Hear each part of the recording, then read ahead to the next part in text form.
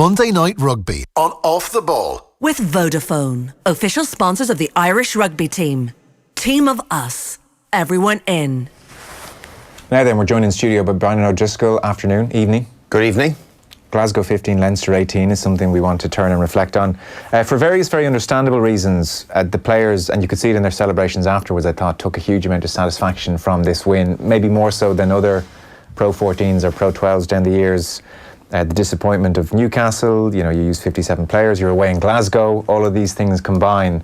And they were damn happy, and they celebrated like a team who were damn happy. This was not the afterthought it can sometimes be to an extent. Yeah, I think we still judge our season ultimately on Europe, and we're slightly different than other leagues in that regard. Certainly the Premiership and the top 14, the Holy Grail is Europe. But I think, in fairness to the Pro14, it's become a league more worth winning in more recent years, and you could see definitely on the basis of how they had to get through their semi-final against Munster and then subsequently travel to Glasgow, play in Glasgow, and the manner in which they got the job done. I think they did take huge satisfaction. Looking at Johnny Sexton's comments after the game, two final defeats would sit really badly with any player in their summer holidays, and it does. It affects your mood going into pre-season. What happens in that final game of the season when you're in a final, be it Europe or Pro14. So to end on a high, and all those points that you made, using 57 players, it is ultimately, it's the real squad, the depth of squad that you dig into for this tournament way more than Europe. So there was a lot of satisfaction taken from it, and no surprise, big celebrations, because to defend your title, irrespective of what the trophy is not an easy thing to do, because you are there to be knocked off your perch. And that Glasgow side are very decent. Very good side. So and what did you make of the game? It was a shame that it was a shame that the weather conditions weren't more conducive to playing the rugby that both sides had played throughout the year. We talked on Friday about the amount of bonus points that Glasgow had accumulated, try bonuses, 16 in 22 games, which is remarkable.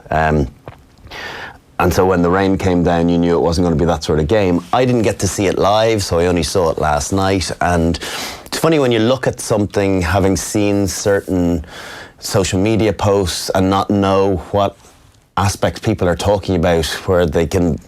I saw Ryle Nugent making some reference to if that's not a yellow card, I don't know what is. So you're waiting with anticipation as to what those moments might be, and I have to say, when you're looking at it, knowing the result, you look at different things, and it was an exciting game. I saw some people saying that it was a bit boring. It was, there was a bit stale, a bit sterile. I didn't find that at all. I thought it was a great match. I don't know whether that was what Leinster had on or for a neutral. I think the time was quite exciting. Glasgow scored that try early on. Leinster respond instantly, and then there's a to and fro for a while, and then Glasgow come back even at the death to keep the thing alive. And there are those big moments in games where, and particularly finals, like I thought there was a couple of really surprising moments. I thought to start it towards the end rather than at the beginning. I thought 18-10 not kicking the goal for Leinster. I know it's easy to say that retrospectively, but if I'm captain there's no way I don't look to get to 21-10 in a final. Yeah, I know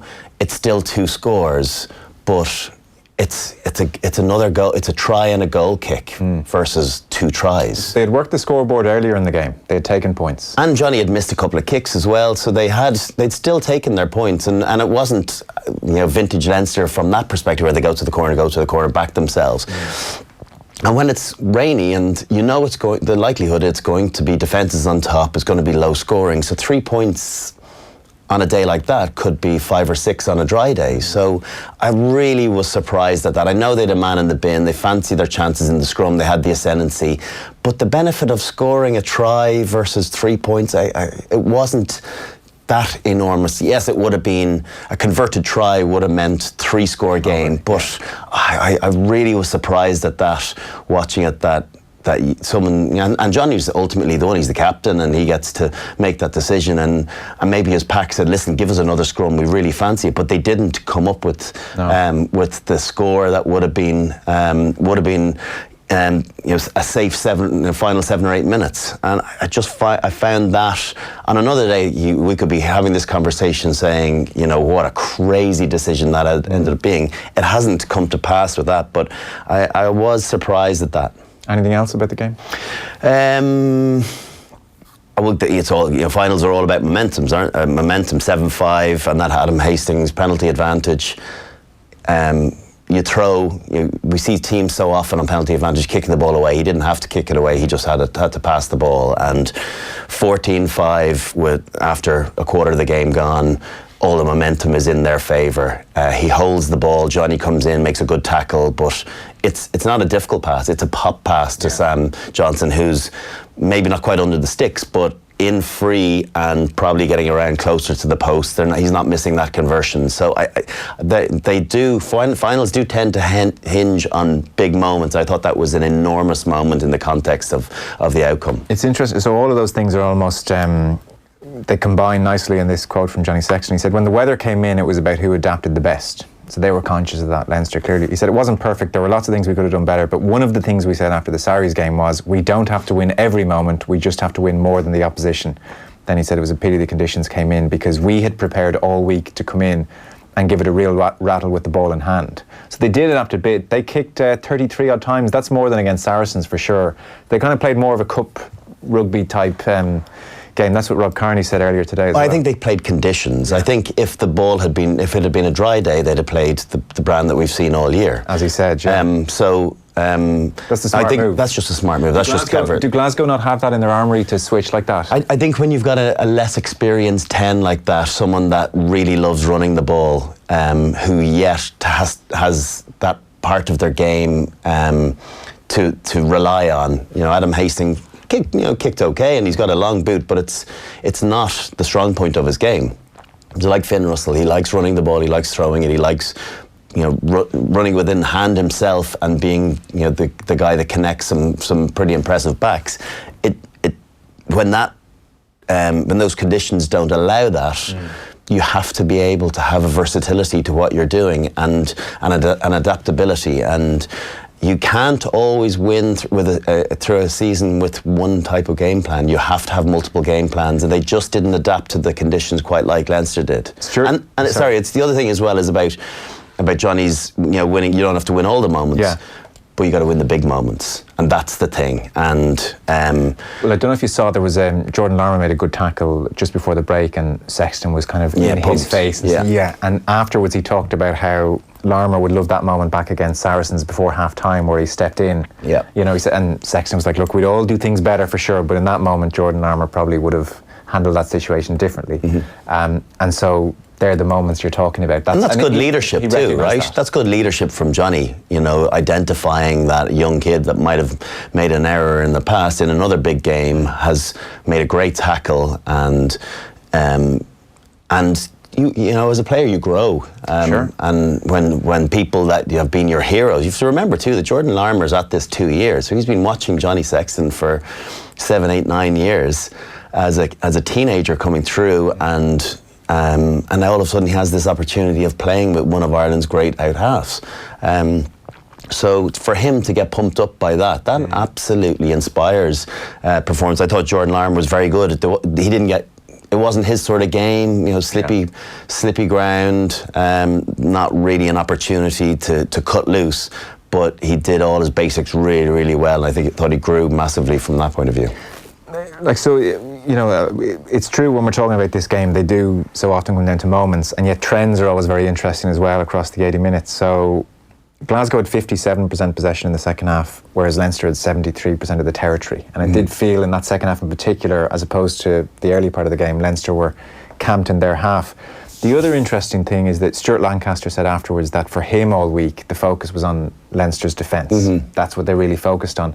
So did you spot anything different as such in how they were going about their defensive game in comparison with, say, I don't know, the game against Saracens or the game against Munster?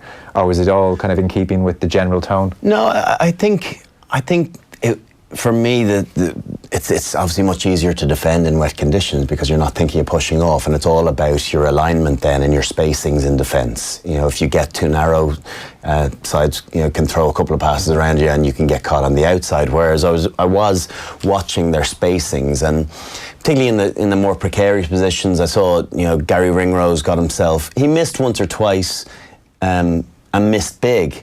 But almost in a Saracens-esque type of way, that if you are going to miss big, because the rest of the defence has an ability to be able to cover you. But yet, when he did hit, he hit big and knocked Glasgow behind the advantage line, and they got some turnovers and some success. And the break that he made that led to the Stain yellow card came from an initial great hit behind the advantage line.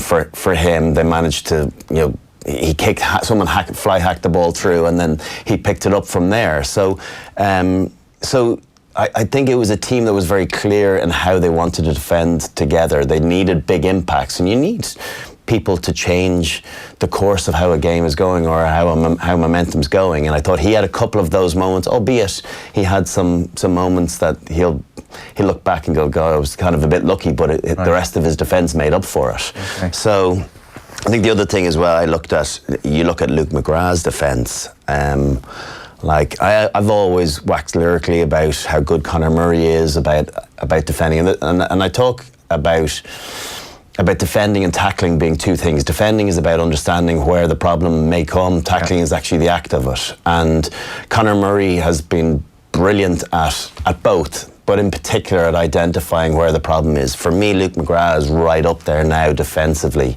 of being able to, and for such a considerably smaller man, to take the punishment that he took, the Fraser Brown hit that was pretty questionable, could easily have been a yellow card. But come back, and he made one tackle off a scrum on the left side where he would have been defending first man, and they did a switch play down the blind side. He had to accelerate to the open field, then change direction and run back around, and he was the one that actually made the tackle on Sam Johnson, hit him, gave him a dead leg. Sam Johnson was gone 5 minutes later.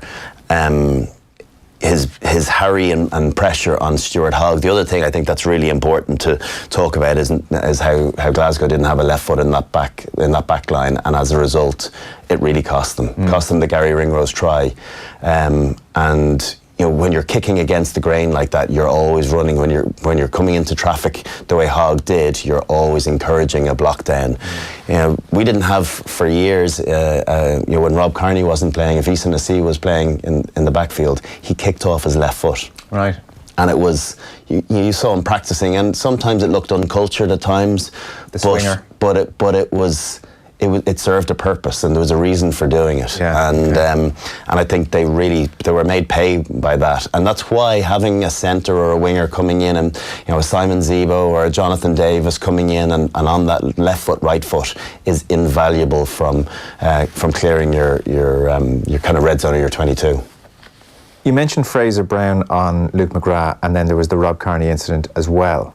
Was Nigel Owens having an unusually lenient day? No, I think he is quite lenient. Yeah, okay. I think he does that. I think he doesn't want to be the guy that spoils the spectacle, and he wants it to be open and running. And I think he got the Rob Kearney one wrong. I think that's a red card on the letter of the law.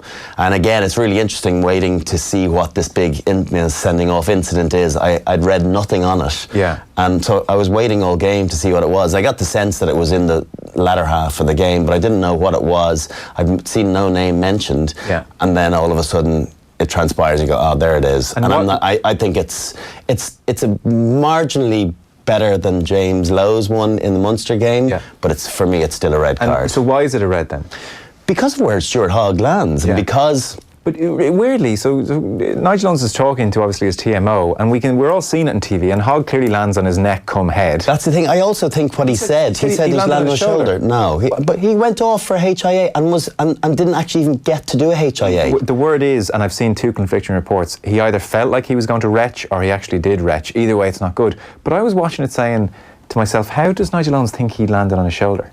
He was the only person I genuinely think, on the basis of these new laws, when I say new laws, 2 years old at this stage, that that if you land on your shoulder, and his head made impact with the ground then, I think that was a pretty stone cold red card, being brutally honest. And there'll be lots of people that will refute that, but on the basis of what we've seen over the course of this year, James Lowe's amongst other ones, that is absolutely a red card. And Rob Kearney must have thought it himself. He must have felt as though... He said as much, he was very nervous when wondering, as Nigel's having a conversation. But I would say I'm a huge Nigel Owens fan, but I think sometimes he plays on the lenient side. He gives the benefit of the doubt of trying to get into the mindset of what the player was thinking, like in the Fraser Brown incident. I think it came as news to Fraser Brown that he thought Luke McGrath had the ball. When Nigel Owens said to him, "You thought he had the ball," and Fraser Brown said, "Yes." Yes, I did. Like, I'm not sure, I don't know what Fraser Fraser Brown can't get into the mindset of what someone thought. He doesn't know what he thought. So that's what Nigel thought himself, but he doesn't know what Fraser Brown thought. Yeah. So, it was, well, besides maybe he thought, there was no wrap in the arm. It's a shoulder charge still. There's no arm actually trying to get around there. It's shoulder into an open rib cage. I think, to be honest with you, that he was very, very lucky not to see yellow there. And so I think that leniency is. I've seen it a couple of times with Nigel, and we do get the best games with him. Yes. So I'm cognizant of not exactly, and getting on his side. But I do think that there are two mistakes in a final that he did get wrong, and he's not impervious to making mistakes. No, none of us are. We are here with Brian O'Driscoll. Our rugby coverage with thanks to Vodafone, team of us, everyone in. And do get your Heineken Star comments in as well. I'll try and get to them before we go. Sean O'Brien had a bittersweet finish, obviously, to his Leinster career. And the news has come through since that he's going to miss the World Cup. He's going to have hip surgery. Rob Kearney was saying in the interview earlier on that they all knew about 10 days out that this would be the case, and they were cognizant of that clearly when he was asked to lift the trophy. You've paid tribute to him a ton of times before, and we'll talk about him again. I think he's in studio tomorrow. From an Irish perspective, Josh van der Flier has now become an unbelievably important player, and they'll be wrapping him in cotton wool. Who's next after Josh van der Flier? Jordy Murphy. Jordy Murphy. Yeah. Okay. Jordy Murphy's a very important player to Joe Schmidt as well. He likes him, yeah. He really likes him. He was involved in Chicago 13, 14, 14, 15 back-to-back Six Nations wins. Chicago, Dublin last November started when Josh cried off, and obviously now with Josh being the obvious starting number 7, but Jordy has never disappointed when he's played in an Irish jersey. He's the sort of player that he's almost like a James Milner, where you don't really know necessarily. He doesn't do any one thing brilliantly, but he does everything very, very proficiently. And you rate him highly? Brilliant? Is he brilliant over the ball? No. Is he a great carrier? No. But he does lots of things very well, and doesn't make a lot of mistakes as well. I really liked playing with him. Yeah, I thought he was a super solid player. It's transpired that it's been a smart move for him to go up to Ulster. I didn't think it was defeatist when he went. I thought, it was quite early in the season for him to go. Obviously I'm not in the reckoning here. I better go and try and find another route to stay in the Irish setup. But in fairness, he's had a really good season with Ulster. He's got into a semi-final and a quarter-final in Europe and Pro14. I think he's added a lot to them, from what I hear. That the mentality switch what's coming from a winning culture to understand what's needed, what change is needed up there. I think he's helped a lot along the way. So he's become a very, very important player. The fact that he also plays all 3 positions, he's a shoe-in now to travel to the World Cup. So, particularly with Josh, has had 2 big injuries in the last 2 seasons. Surgeries, yeah. So the way he plays the game, it's different to Sean, where he doesn't try and make his own holes, but he plays with no inhibitions, and plays at 100%. And as a 7, irrespective of who you are, you're always going to encourage by playing that way. You'll find yourself in uncompromising positions, and so there's maybe a stronger likelihood of picking up a niggle or a big or a serious injury, as we've seen with him. So they're 2 very important players now, and an opportunity for other guys now as a result. Peter O'Mahony can play 7, of course, but does that mean, I suppose Rhys Ruddock comes into the picture because he can play 8 and 6 now as well, because Jordy now be perceived as a 7. So it is other opportunities for guys that might have thought they were on the periphery, but brutal for Shawnee. When did you hear that he was going to miss the World Cup? Only yesterday afternoon on the radio. Yeah, on the radio. I was driving in, and I'd been texting him that morning, and he didn't say anything. And we were just talking about the reunion. I said I was looking forward to catching up, and I kind of felt, didn't feel silly, but I was disappointed I didn't know that morning when we were texting. But yeah, he's been a phenomenal player for Ireland and Leinster, and I hope he's got a few more good years left. I don't know internationally, everyone's writing him off already, but who knows what Andy Farrell's going to do about that overseas ruling. Sure. Well, hopefully the hip surgery sorts things out and he gets this lovely, unexpected finale to his career and plays a bit of rugby and enjoys London life. Like, it could be a great move for him in a host of different ways. I saw Andy Dunn on here with you talking about him, and I thought he put it very well, that marquee player. Maybe he's going to be that player. Maybe Declan Kidney knew what he was getting when he signed him up, that he wasn't going to get 35 games out of him a season, but is 10 or 15 big games a season enough to bring in that Irish aspect to London Irish again that has been missing for a number of years, and I think that was a very relevant point. Andy Dunn actually said something else I wanted to put to you. He would have Jack Conan in his team ahead of CJ Stander at 8 now. I think for me the weekend decided that in my head. I guess with Jack, he said it himself that this is a really big season for him, an important season, and he's made incremental improvements throughout the season, but in the big games, and particularly on the weekend, I think he really stood up. What he's offered, slightly different to CJ, is CJ just, I feel, has become a little bit one-dimensional. He's going to carry hard. He's unlikely to offload. He's unlikely to pass. I think Jack has brought a lot more to his game. He's brought that offloading game. He caught a couple of kickoffs and immediately released James Lowe up the touchline, and away they're gone. Yeah. And I don't think we get that with CJ. I think he's just become a little bit stale and a little bit predictable. And whereas Jack, I think, has really progressed. So for me, I'm intrigued to see what Joe Schmidt does in August. Does he change his number 8 that has been there for the last 2, 3, 4 years since Jamie Heaslip's retirement? His go-to guy who's an automatic selection, or do they bring in the guy who's fresh and in form and playing with a lot of confidence as well, and bringing a real versatility to his game? So I think at the moment there's just a little bit of a changing of the guard there. Interesting. That's been said about Stander for a while. Even when he was getting all these man of the matches in that initial season. But he did that part of his game better than he's doing at the moment. Well, I guess people are more aware he's going to do that as well, and they plan for it. It seems like a failing of coaching. I'm not pointing the finger at anyone, by the way, but just in a general sense, that no one said, you need to add more strings to your bow here and then you'll be unbelievable. And maybe now this is the wake-up call that he needs to realise that he has to become an offloader, he has to become a passer of the ball. Before, he was able to, he was sucking in 2 or 3 defenders, and if you get fast ruck ball off that, then you create space out wide. But when that slows up, or where teams are able to manage with one defender or with a second defender and create a 5-second ruck, you're completely negated. Your skill set is negated, and you don't see. I don't know what his passing stats are like, but you could be sure he's very, very low figures comparatively to other back rowers. And teams do their homework and they'll identify. There's no need to drift off. And it's easy to jam in, or the hustle from the inside or the jam from the outside. When he gets the ball, realise we've got to make a double team here because he's not shifting it on. Yeah. We're pretty much out of time. In other news, it looks like Rob Kearney's going to stay on at Leinster for another year. He wanted a 2-year deal, but they weren't willing, and those IRFU heads, huh?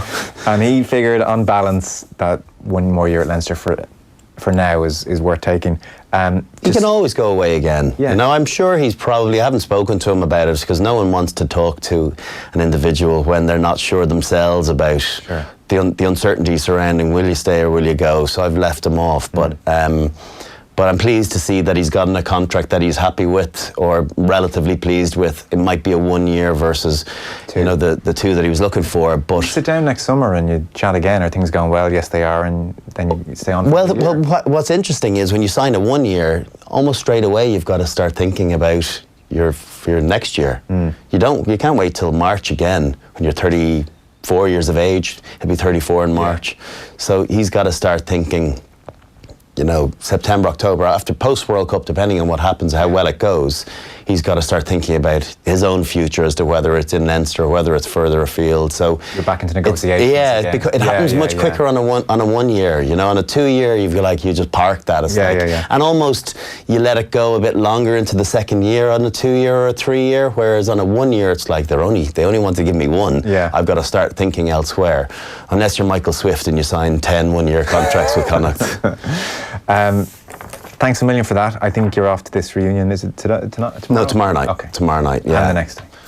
Well, Wednesday's the real reunion. Is that right? Okay. Yeah. So enjoy all that. Thanks a mil. Cheers. Monday Night Rugby on Off the Ball. With Vodafone, official sponsors of the Irish rugby team. Team of us, everyone in.